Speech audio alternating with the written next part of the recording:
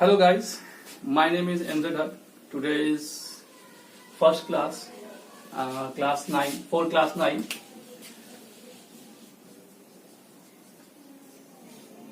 On real number, वास्तविक संख्याएं। तो हम लोग आज वास्तविक संख्याएं के बारे में जानेंगे। तो वास्तविक संख्याएं मतलब रियल नंबर ऐसा नंबर जिसको हम लोग समझ सके। तो रियल नंबर को जानने से पहले हम लोग थोड़ा नंबर के बारे में जान लेंगे कि नंबर मतलब नंबर किस तरीके से अपने आप को डिवाइड करता है। तो चलिए सबसे पहले हम लोग देखते हैं नंबर्स जिसको हम लोग बोलते हैं संख्या। नंबर संख्याएं नहीं, संख्या। नंबर को हम लोग दो भाग में डिवाइड करते हैं। नंबर को सबसे पहले हम लोग दो भाग में डिवाइड करेंगे, यानी नंबर किस चीजों से मिलकर बना है, किस नंबर से मिलकर बना है वो हम लोग देखेंगे। तो पहला जो है आपका ये है वास्तविक संख्या। वास्तविक संख्या। और दूसरा जो है हमारा काल्पनिक संख्या। वास्तविक संख्या को हम लोग रियल नंबर कहते हैं, और काल्पनिक को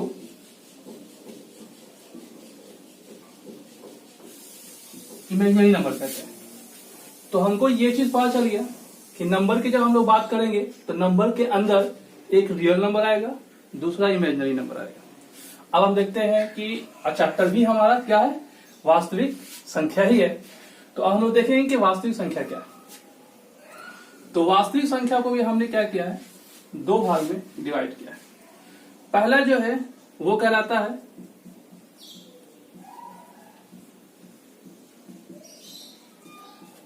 परिमेय संख्या, और दूसरा जो है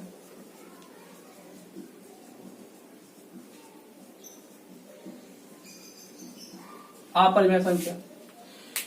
तो हम ये कह सकते हैं, क्योंकि चैप्टर हमारा रियल नंबर है, तो अब हम ज्यादा यहाँ पे ध्यान ये देंगे कि परिमेय संख्या और अपरिमेय संख्या, जो कि आपने 8th क्लास में पढ़ा हुआ है। यानी परिमेय संख्या और अपरिमेय संख्या का कॉम्बिनेशन क्या कहलाएगा, आपका रियल नंबर कहलाएगा। तो परिमेय संख्या को हम लोग कहते हैं रैशनल नंबर,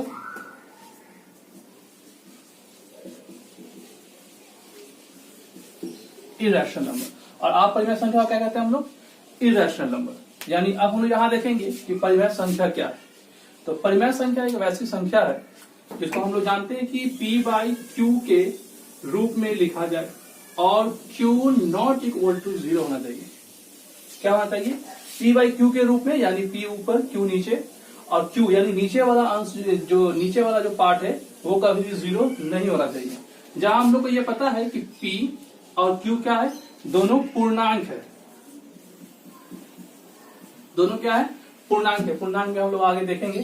तो यहाँ पे एक चीज और यहाँ पे हम लोग को ऐड करना पड़ेगा कि हमने हमेशा देखा है 0/1, मगर हमने ये कभी नहीं देखा कि 1/0, या फिर 2 कर लीजिए, या 2/ इस तरीके से। ये वाला पार्ट आपने कभी नहीं देखा, ठीक है। ये चीज हम लोग को नहीं सिखाया जाता है कि 0 से किसी चीज को हम डिवाइड कर सके, क्योंकि हम 0 से किसी चीज को डिवाइड नहीं कर सकते, क्योंकि जब भी डिवाइड करेंगे तो वो क्या हो जाएगा, इन्फिनिटी हो जाएगा, ठीक है। और इन्फिनिटी का कोई माने मतलब हम उतना क्लियरली समझ नहीं सकते, ठीक है।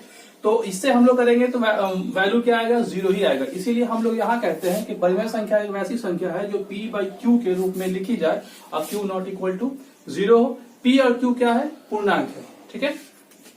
चलिए, अपरिमेय संख्या। अपरिमेय संख्या जैसे इसका उल्टा है, जो p/q के रूप में ना लिखा जाए, और इसको हम लोग कुछ इस तरीके से दिखाते हैं, √3, √5, √2, ये सब जितनी संख्या है ये सब क्या है, मेरा अपरिमेय संख्या है, ठीक है।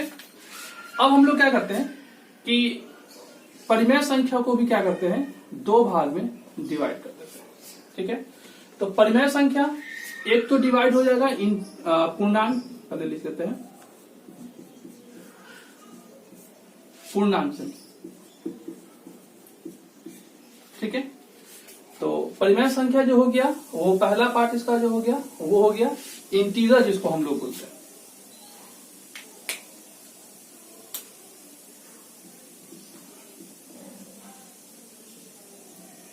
इंटीजर। और दूसरा पार्ट जो हमारा हो जाएगा वो हो जाएगा भिन्न। इसको आप बोल सकते हैं फ्रैक्शन।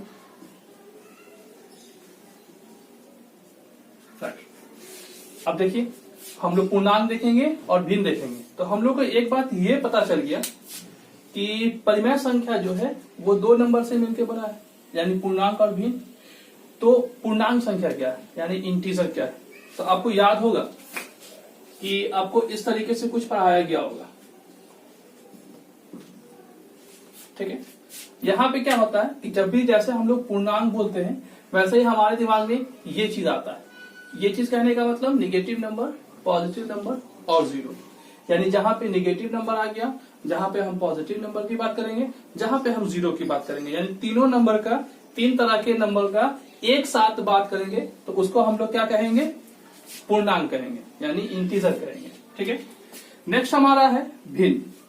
भिन्न क्या है कि भिन्न जो है a बाई बी के फॉर्म में लिखा जा सके, a बाई बी के फॉर्म में लिखा जा सके, और ये जो है वो आपका क्या हो जाएगा, अंश हो जाएगा, और ये जो हो जाएगा वो हर हो जाएगा, ठीक है। इसको हम लोग कहते हैं न्यूमरेटर, इसको हम लोग कहते हैं डिनोमिनेटर, ठीक है। तो यहां तक हम चले। अब हम लोग चलते हैं फ्रैक्शन, ठीक है, क्योंकि इंटीजर का भी हमारा डिवाइड होगा, यानी दो पार्ट में ये बटेगा। तो इंटीजर देखिए हमारा कैसे दो पार्ट में बढ़ता है, ठीक है। तो इंटीजर को बांटने के लिए हम ऐसे कर लेते हैं, ये पहला पार्ट हो गया हमारा और ये ऐसे दूसरा। इंटीजर क्या है, इंटीजर में आप देखिएगा कि दो चीज को दो तरीके से आप डिवाइड कर सकते हैं, सॉरी इस तरीके से। यानी पहला जो पार्ट हो गया वो आपका नेगेटिव नंबर हो गया, इसको आप कह सकते हैं यहां पे ऋणात्मक संख्या, और दूसरा जो है आपका वो यहां पे क्या आ रहा है, जीरो से गिनती स्टार्ट हो रही है। तो जीरो से जो स्टार्ट होता है वो कहलाता है पूर्ण संख्या, ठीक है। तो ऋणात्मक मतलब निगेटिव, इसको हम लोग कह सकते हैं निगेटिव नंबर, और पूर्ण संख्या मतलब होल नंबर, ठीक है। तो ये निगेटिव नंबर हो गया, ये होल नंबर हो गया। निगेटिव निगेटिव है, इसमें कोई डिवीजन नहीं है। और पूर्ण संख्या की अगर हम लोग बात करें तो पूर्ण संख्या वैसी संख्या होती है जो जीरो से स्टार्ट हो, यानी नेचुरल नंबर के आगे अगर जीरो लग गया तो वो पूर्ण संख्या हो गया आपका, ठीक। अब यहां पे एक चीज देखिए, अब हम भिन्न को दो पार्ट में डिवाइड कर देते हैं। भिन्न में पहला जो आता है वो आता है उचित, ठीक। इसको हम लोग कहते हैं प्रॉपर फ्रैक्शन, प्रॉपर फ्रैक्शन। और दूसरा जो होता है अनुचित भी हम लोग बोलते हैं इसको, जिसको हम लोग बोलते हैं इम्प्रॉपर फ्रैक्शन। अब देखिए उचित और अनुचित में क्या होता है। उचित में क्या होता है, उचित कहते हैं किसको है, प्रॉपर फ्रैक्शन। जनरली हम लोग ये भी 8th क्लास में हम लोग पढ़ चुके हैं। तो ये जो है आपका हम लिख सकते हैं इसको 3/4। तो उचित कहने का मतलब ये होता है कि ऊपर का जो आपका न्यूमरेटर वो हमेशा क्या होगा, छोटा होगा। यानी आप ऐसे कह सकते हैं A is smaller than B।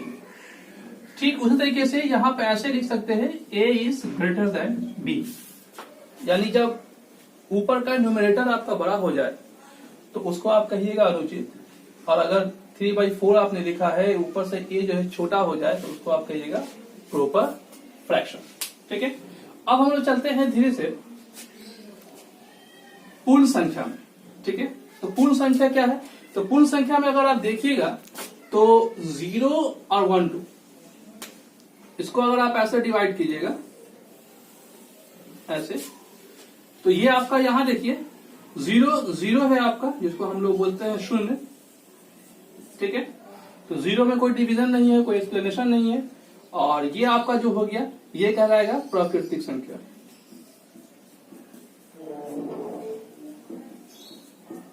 प्राकृतिक संख्या जिसको हम लोग क्या कहते हैं, नेचुरल नंबर कहते हैं।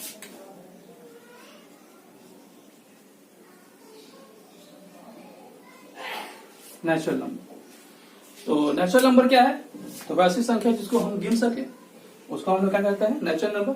All counting number is called natural number. जितनी भी संख्या जो गिनी जा सके उसको हम लोग क्या कहते हैं, नेचुरल नंबर कहते हैं, ठीक है। तो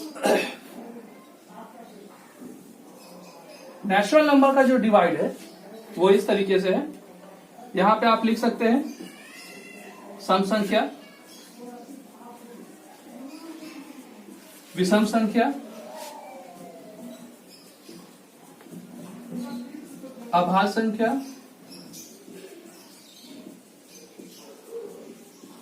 सहअभाज्य संख्या, और भी वगैरह वगैरह बहुत कुछ, ठीक है।